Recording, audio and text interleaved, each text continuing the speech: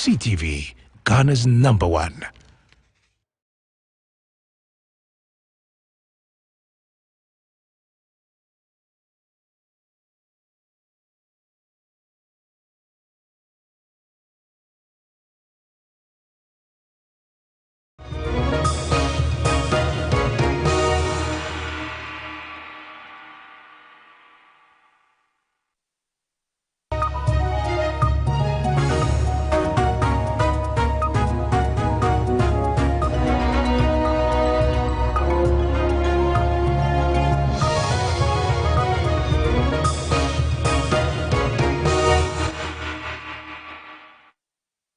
Ewusiwaa and eye efiada this is about when that etoso edu ewo afimpino ene eduono bakuya emo premo ato embraso se ensamo do awie yensa aka ya osomufo ato no bode nsa ahyase no ya de ebesomo se dubaku bremo Kasiepo ewo Ctv so ensamo do awie ya de ebrewo no yenhwe etifi asem no ebi ya de mo ebekọ bono mantemo na de hye no mo ewo ho e de oyekire e de ahyehye so no nyina efa afimpino ene eduono no reckon for yata ebeke ka ede emagana for yebesan ede mo akọ agape na ehon so addition ma ehon no ede oyekire ede ahyehye so mo hwemo so makwan a ewo mantem ho no atete apansa ho be yasa ban no ebetimi abebebe ye ho bibi ede ama omo yede mo ebekọ eye ensanfofro mo fimfini mantem mo gomo adampa se de be ye na banbo ho sensem na face apomodin ebetimi akọ akan to yade addition mo ho no omo nsa etimi aka chip compounder eno ebeboa ma apomodin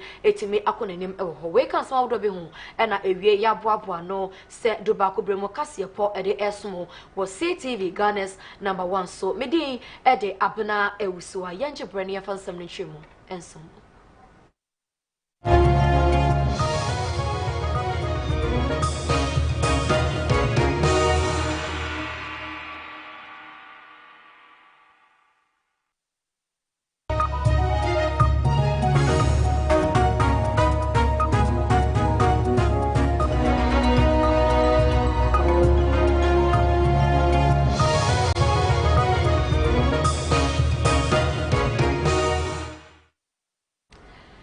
Ewusiwaa yemo akwaba biomo embra dumienu Kasiepo so ewo Ctv so yemfree ensam no asena yemfa emao yefi ase na fe yedeni etwemu wo bonomantem na bonomantem no yekogena sunyane addition ma omo ewo ho no anapei omo de oyekire ahyehye so denden pa ewo ho nwhwemo se afempinu ene de no budget reckon for yata ebekinkai ede ema ye no eyade a sunyane for de nyamapa ene safato mo omo de oyekire no ahyehye so Omo ewo sunyane ye no ewo bonomantem eye sunyane Youth Development Association ede oyekire da hyehye so wo bonomantem ne nyina efa afempenu ene de no budget no reckon for yata ebekinkai ede ema ye ende omo de mo petition ede akọ no Regional House of Chiefs se enei omo enye bibi efa fa budget no efa emomo owura Ransford entry ono enoye convener oda oyekire ne nyina ano ono Ctv Kasiepo etwetwe nkomo wa bra omo de petition no ekono sei ena ode eto ensamtwefo no eni bia na otu bia beti we ko e na oba na accident ntina no moda wuruma nsam no bebre ya niemo amu ankasa munim dada na yehwe monimu ha ya the progressive nature of how amu ya muniema no ama ya rehemu say at least mo pe bibia ye nti ye de ye haw nyina ya bono tofa na wokrata aso ye pese ye de mamo na yesre mo se ye nhye na nanom de ye ntimi nhye na yesre mo se munko mampanyini ho munyi powerful delegation ye hu bi da na nanom haya ya bai mo na nanom ye nya demonstration da na ya ye bi nti ye pese mo so mo fufro ka na mo ko mampanyini ho na mo de ye nsem nyina na mo de ye ka ho na mo de mane se yesu Ghana no ye ka ho okasa wie ye na Vice President Abena Regional House of Chiefs Okuchidom Sechi Akon ono ena oji petition no oje na naman foni nyina anemu echi ya ono so ode sabo hwei ede emomo wo ode ne mpaboa ne ahyehye ya yegina mu ha ye kasai de anamo amatu de ebeka ne se ye damase enkanka se nne de yete ne se obeti na bi no mo hyitai na mputuo ya ye ka se esoi obeti na bia kwane kakra ye wo na bede lore ties ebuso na be hye eno no yesa wo se ya de wo mwa mo de wanye ne sa motumi ede abotoyemu ntuboasie ntiasie ene ahoni nebode Atlantia Victoria Park yesu ye jina ha mene minua ye hye mo ko se ye be ma house no ate mutimpo ayeye next week ya ye be ye meeting nti ye de krata no be ko akoto osagefo anim na ono so de ato fie ha ahemfo ye wo ha nyina anim na de ye be ka fa ho bia no anamo aye de to fa ho bia no ye nsimo so ye be ma mwate yet wa ensam no so na ye de ama figede ni echemo ewo agape na addition ma omo ewo ho ede oye kira hyehye so anapei na oye kire no entade omo hyehye kokko ni nyina ne se omo kwan ya wonpotim ho no omo echem se kwan na tete apanso me ne meniwe ya no ehu be yan se apan no betimi ababaye omo emoye Tianoma omo ewo agape ede oyechere ahehye so na oyechere amanfo omo nyina akomo ho ede abomo ebi ehehye red ebi di bia bo muti na omo ekita agape is part of Ghana na onegyina echrese omo kwan a atete apansam no mo ehwemo se hu be nya se aban no enmenimu ya no aban no betimi apa abasiesie ede amomo esanse akwan no eku enkrofo sanse sambre die aye no apemfo na ehwero mba na afi so yade awodo na emfutuo no so ede ema omo echemo se apai no emeye omo emoye enmenimu ya no mo nso ekaga na ho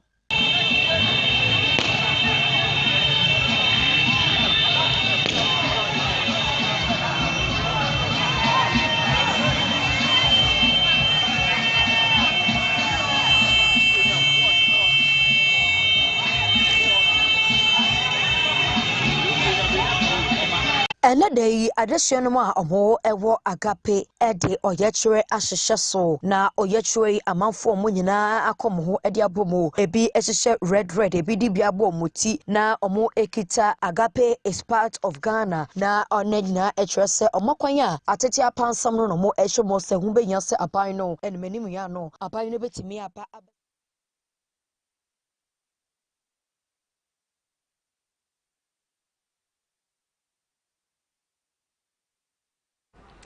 Ewusiwaa o she Abena Kasiepo ewo Ctv so yentwa ensem no so na yemfa ema afigede ni echwemu ewo gomwa dampase ya eno ewo gomwa east won finfini mantemo addition no mamo ewo ho atede esanse district chief executive ya wo honorable Solomon da ko kam akwakobie eye chip compounder ewo ho ede amomo se de beye na pomode hu sensem ebetimi akoneni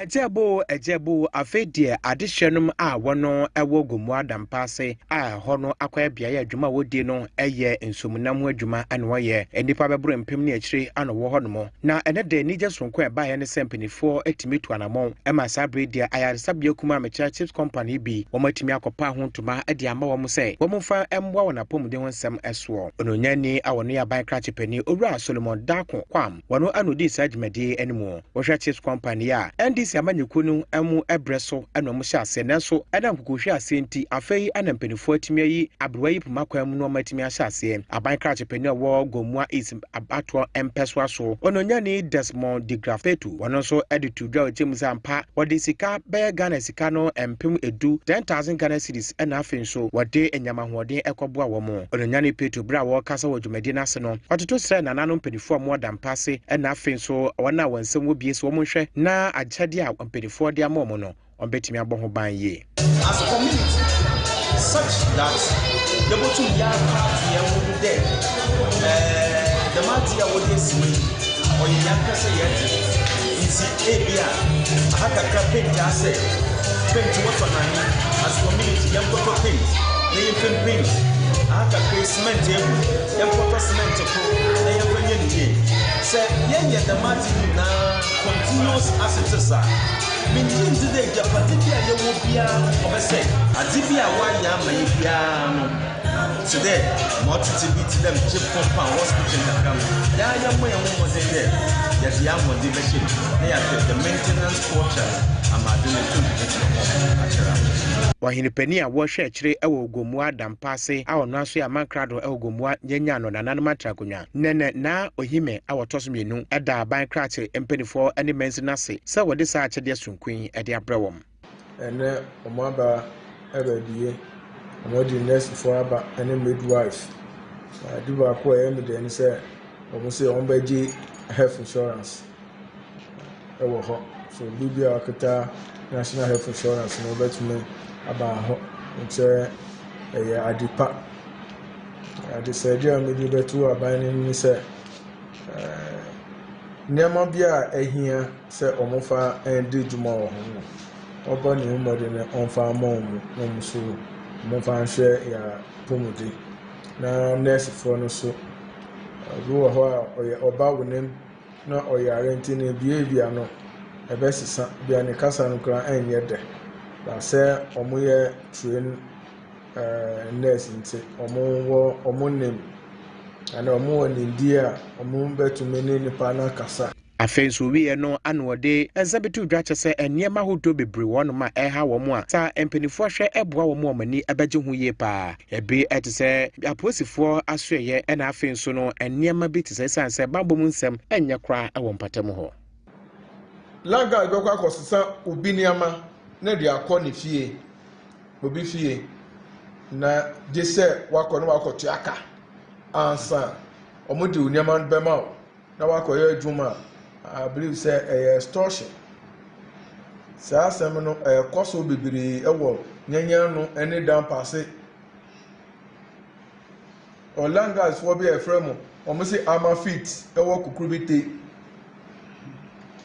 Onu no da langa is one no omo ha adwi ewo down pass it any kukrubite tuba area ha. I'm say omo ni kukrubite police for ni gbeja police for de omo ye down for. Me name painful a omo to omochi obati se omochi no omachi omu no omaja omo I think say ya to ansem no so na ye de amama for ebeka ya enchebia na achim wenchi additional mo ehwo no de ojetwe de hye so ne nyina efa se na sei na nsuo eto ya adanya mo etetimu no ne so nyina epa ya nabmo no e de roofing sheet e de koma mpanifo a omo ewo kromo so mo enche fama additional ma omo ho e kan ye additional mo kyeremo se niam no mpanifo no chefa ya omo nsa ankabi na eno na assemblyman na owo achim wenchi abato mpeswa so honorable ya brum edi atodwa se nya no kreda se embebu no ekase roofing sheet no empinifo no ache afa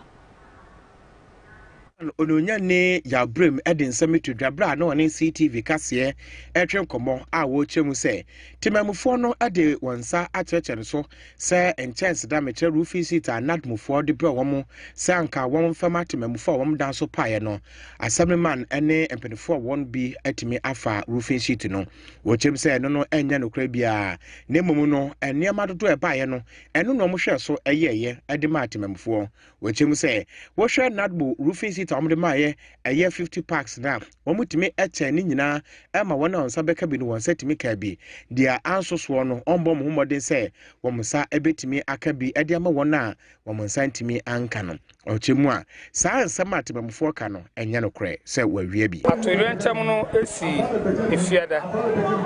as assembly member na si ene se me frɛ nadmofo na me body si amane tibi ye sa dwumadi ni nyina na me menda no pa nadmofo ba be assessment ni nyina enye nipa 104 na aye affected omo sa ma ye announcement say bu ye ho a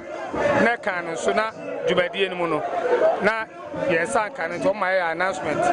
na enipa 15 esa be chro omudi kan ho ne kokoye 19 enti da sebre eye krowura da sebre doctor asuma du apia eni nipa bi di nkita ho na omo bre o man 70 packets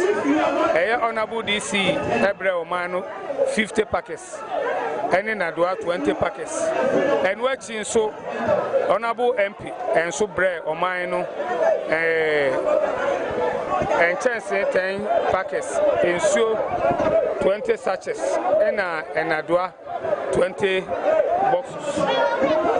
And the Ukwada here try me. Ina empeni ye said that sebre ato mo sechi se omo nche eye o man chance na omo de aba no ti e ba be omo ya announcement ma ye bebe hia ahemfie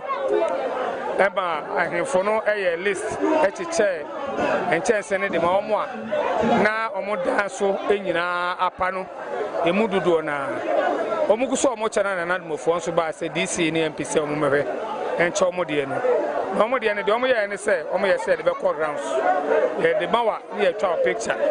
e to omo fa motor car ahoro mienu e ma ye call rounds enti omo de bawa no media ye field ne de ene ma ba ye na ye de ye chei se me wo field no na e bia omo wo ahemfie ho no eyi ade ne de ba de bi fa ba bi dia ene mo de me hu sansa na me mini ahemfie ho me wo field enti omo de car ni ba moto car ni ba na ye che nanso ni nyina mu no adehye no mu a omo wo achewanti wo akwati abaton peso aso e de atodwo mo chimo se wo mo rofi seat ne de dia no mo je esan so mo susu ye pa se assembly man no eyade a onim hu bi pa ni se omo mo chenchense no omo nan san ka bi there be on buy omo no mo techi omo decision no ma ade che omo ade eti de asa omo de man omo fa ma omo san fa ni nyina e de ko eti fa na omo fa e de kwore de no ne ejira so ye do mo sire se be gi ade eti na ye gi enchance da omo fa ma ye de ya ye nu omo ni hwe ye meso wa ya le fa nsi ye champo ma ne dan so pai onya 16 packets omo man 4 packets enti enum ba bia de aka omo chuochuo de obi aso behia ansa na omo kotaba enti de aka 12 packets na aka ne ehu ba bia afa dadoa nso a ye fa mo dan so ye ehu dadoa second ye to so mienu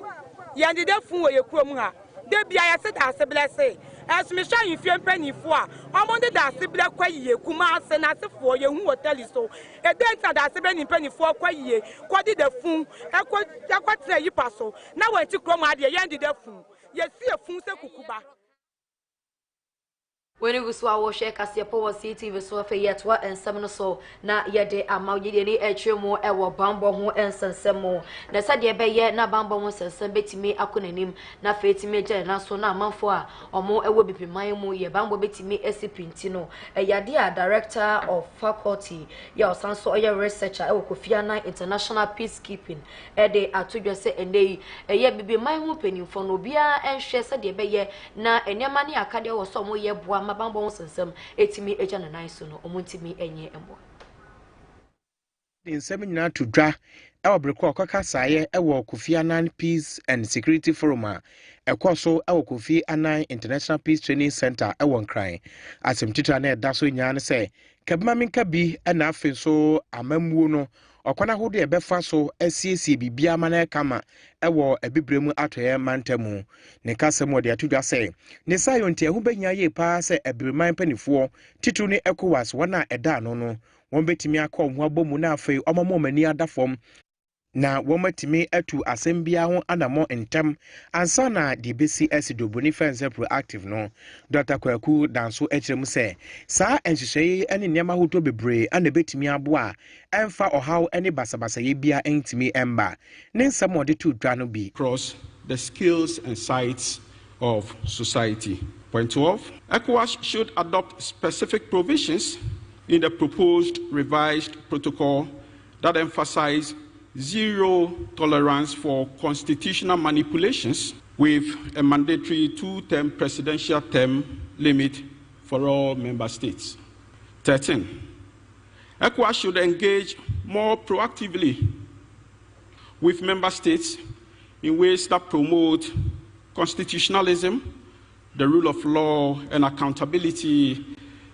in order to obviate or minimize the need for crisis response or the imposition of sanctions. Point 14. ECOWAS should collaborate effectively with institutions of thought leadership in the creation of regional norms and their diffusion, particularly to local contexts. Okasewi no na owura ne din de Dr. Yaw Osafomafo aka no oyɛ senior minister so de tudwa wechem sɛ ebibrem emabunu edoso ye pa na ekodu baabi a wiase nyinam na abirmamu ana emabunu ɛwɔ nanso enam sɛ emabunu enya ne wɔmbedie ɛne anidaso bi enti no ɛba ne saa na ya na emprempi no ɛde abufuo ba na afei so emamuru ɛma ɔmo kwan ɛma enipa bɔnefo mechetu atedɔfo yi ɛdɔm yɛ nneɛma a wɔn ɛpɛ. Distinguished ladies and gentlemen, consolidating democracy in Africa cannot be achieved without the youth of Africa. According to the reports, in 2019, almost 60% of Africa's population was estimated to be under the age of 25 years, which makes Africa the continent with the world's youngest population. Apart from the influential role they have played in bringing down the regimes of different leaders recently, it is also important to note that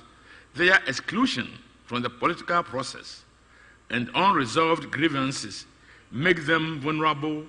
to be radicalized by terrorist or violent extremist groups, and therefore we must watch it. The threat from these groups increase when they succeed in exploiting the grievances of the youth to breed local-owned extremist groups. It is therefore urgent to prioritize the participation of the youth to ensure their needs are included in the political agenda, and we always take into consideration what is due the youth and what their aspirations are. We cannot end this discussion without emphasizing on the role of women's participation in good governance and democratic consolidation. In Ghana, we have witnessed the dynamism of women in heading our judiciary, universities, and in the electoral body. Today, in our premier university, that is the University of Ghana, Legon, the chancellor of the university is a woman, the vice chancellor is a woman, and the registrar is a woman. Purely on competence. The vice chancellor of our premier university of science and technology, Kwame Nkrumah University of Science and Technology, is also.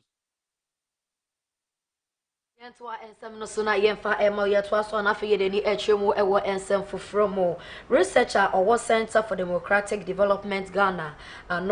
Dr. Gerfred Isiama Boating or they are to dress as a Ghana see a cassa ya no cassa ye basic as a share any employee ano quine a woman more and yadia you bet me a no year cracra and to abromo any and some job for air cassano or they are to draw and your money a cadence ya or more episodes wanted to talk and said a bayene boa by yetimi esisanya many na anokwan e wo man Ghana. Again, we need to incentivize the politician in order to take serious action against corruption. Promises alone, as you and I know, have not taken us far. They come, when they are coming, the promises huge, but when they come, they fail to deliver. And one key challenge here is that in our narrative against corruption, we don't focus on the people engaged in corruption. We bring everyone on board. The NPP secretary, the NDC chairman, and when it happens that way, they have to run to rescue their party. It is not justifiable in any way, but I want us to be real. It's the reason why we have seen in many occasions leaders who are supposed to show moral leadership tend to defend members who have allegedly engaged in corruption. We have seen so many instances under the previous administration and in this current administration. Again, for civil society organizations, they need to collaborate in order to advance anti-corruption initiatives. When you go alone, you are singled out, you are targeted, you are brutalized till you give up. Tend to focus on prosecution, which usually sometimes do not end up well for us. People are prosecuted, but the monies are not recovered.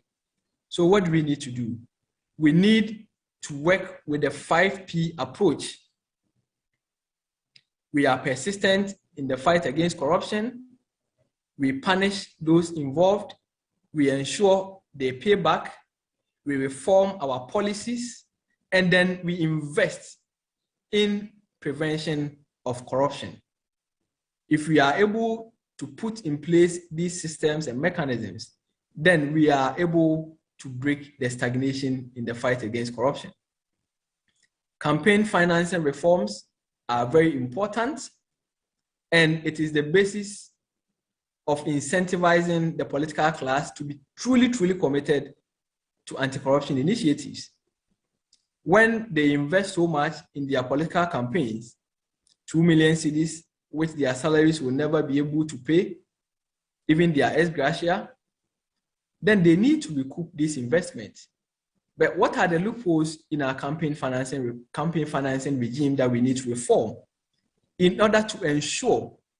that they don't spend exorbitant monies in their political campaign? Campaign must target the norms. When people get leadership positions, communities are pressuring them to deliver personal favors, community favors, and these have a toll on them. Again, we also need to change the narrative about mobilizing people to participate in the fight against corruption. It is about time we made them know that corruption affects their fundamental human rights, and if they want to do away with corruption, then they must participate in the process, in the anti-corruption process, as an expression of their right. In fact, we believe that corruption in Ghana can be cured, but what for the curbing of corruption is substantive investment in anti-corruption.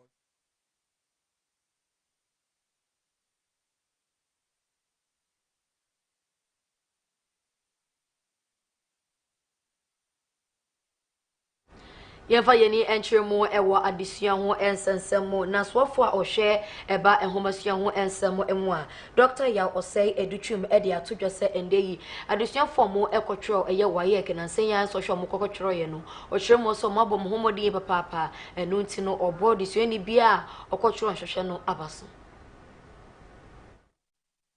Dr. Osei Yaw Edutwum ɛde nsɛm ɛtodwa ɛbra na wɔne yɛn sentwoni Charles Akrofi edin komo efrim ransem dwafie mu wo kire se enei emofra ekotro ensore no waye kensore no ebom homodin pa a se hwe ma etwaye ewo nkontabu no mu a yede toto brebi atwam akona ewumu se omanyo adede nanso no adom bom homodin yie enipa mokotro ensore no eye empem ahanan ne aduanansia ahamiensa ene adonum mienu 446,352 ana ekotro ye a chesa wo hwa Emano eye 221,439 enu jemma ohanche mupen aduanan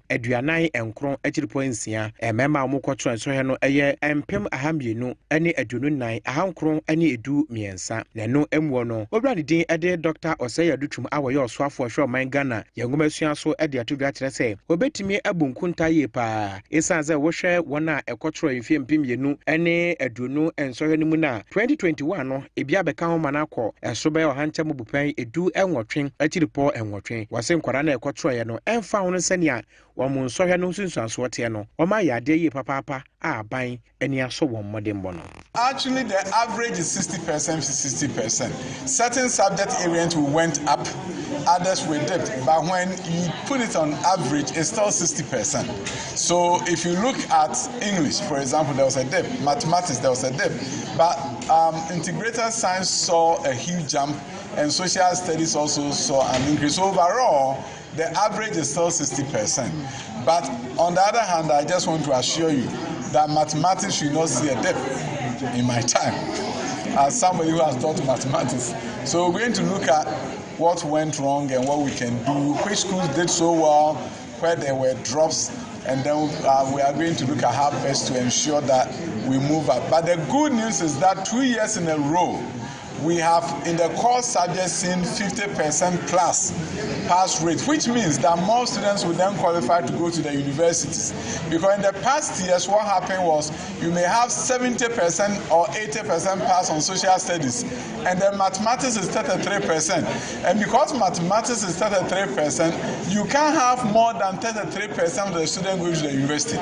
So if English is 30%, even if all the other subjects are 70%,